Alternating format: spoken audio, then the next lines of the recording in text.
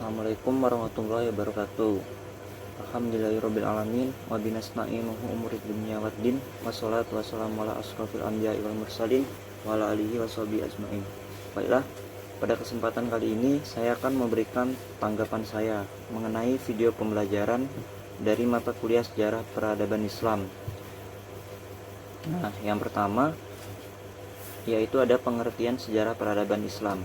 Nah, menurut saya definisinya itu yaitu merupakan suatu kemajuan dan tingkat kecerdasan akal yang dihasilkan dalam suatu periode Islam, mulai dari periode Nabi Muhammad SAW sampai dengan periode yang sekarang.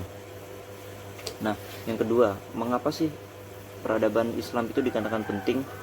Nah, jadi sejarah peradaban Islam ini banyak sekali mempunyai manfaat di kehidupan sehari-hari kita. Selain untuk sebagai ilmu pengetahuan dan menunjang wawasan kita. Nah, fungsinya itu yaitu agar kita itu mengetahui seperti karya ilmiahnya, ilmuwan di masa lampau, karya-karya Islam di masa lampau, seperti itu. Nah, sehingga ilmu yang didapatkan dan dimanfaatkan itu dapat diamalkan sebagaimana yang telah dijelaskan dalam Al-Quran dan As-Sunnah, sehingga kita itu dapat mengambil hikmahnya dan bisa mengajarkannya. Baiklah, yang ketiga di sini saya akan menjelaskan tentang ilmu pengetahuan. Apa itu ilmu pengetahuan dan mengapa ilmu pengetahuan itu dikatakan penting?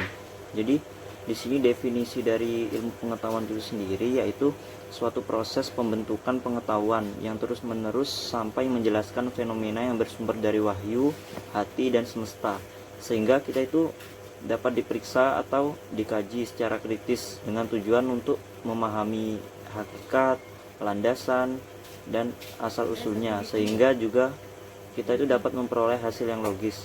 Nah, mengapa ilmu pengetahuan itu dikatakan penting? Nah, ilmu pengetahuan itu sangat penting dikarenakan kita sebagai manusia itu kan telah diberikan kelebihan dari makhluk-makhluk yang lainnya, yaitu berupa akal dan pikiran. Jadi kita itu harus menggunakannya, akal dan pikiran kita itu, untuk mencari sebuah ilmu pengetahuan. Baiklah, kemudian saya akan menjelaskan tentang kriteria sejarah peradaban Islam. Nah, yang pertama yaitu harus memiliki objek yang jelas. Gimana sih objek yang jelas itu? Jadi peradaban Islam itu harus memiliki objek yang jelas, seperti membahas tentang kejadian-kejadian atau suatu peristiwa yang telah terjadi di dalam dunia Islam pada masa lampau. Nah, yang kedua itu harus memiliki yang namanya metode. Di sini metode yang digunakan yaitu sudah jelas, ada dua, yaitu metode observasi dan metode dokumenter. Kemudian yang ketiga, susunannya itu harus bersifat urut atau sering dikenal dengan sistematis. Misalnya seperti tahun kejadiannya itu harus jelas dan benar. Kemudian yang keempat, harus menggunakan pemikiran yang rasional atau dapat diterima akal sehat, dan harus sesuai kenyataan dan tidak boleh dibuat-buat juga. Kemudian yang kelima, harus bersifat objektif, yaitu asli atau fakta, sesuai dengan fakta. Yang terakhir, memiliki tujuan yang jelas agar kita dapat mengambil hikmahnya dan untuk pelajaran di kehidupan kita pada masa kini.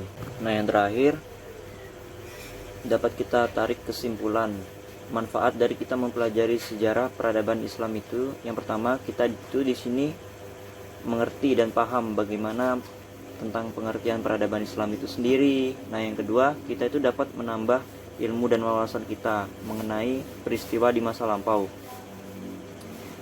Nah, yang terakhir itu semoga melalui sejarah peradaban Islam ini kita itu dapat mengambil hal-hal yang positif yang dapat kita contoh dalam kehidupan pada masa sekarang ini.